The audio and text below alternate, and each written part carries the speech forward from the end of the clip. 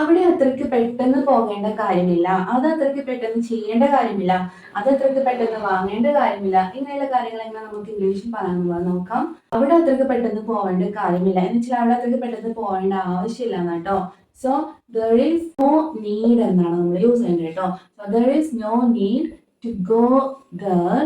പെട്ടെന്ന് എന്നുള്ളതിന് ഇംഗ്ലീഷിൽ immediately. There is no need to go there immediately. ഇനി അത് അത്രയ്ക്ക് പെട്ടെന്ന് ചെയ്യേണ്ട കാര്യമില്ല. അപ്പൊ എങ്ങനെ പറയാം? കാര്യമില്ല. There is no need to do that. ചെയ്യുക എന്നുള്ളതിന് do. There is no need to do that immediately. അത് അത്രയ്ക്ക് പെട്ടെന്ന് വാങ്ങേണ്ട കാര്യമില്ല. എങ്ങനെ പറയാം? There is no need to buy. There is no need to buy that immediately.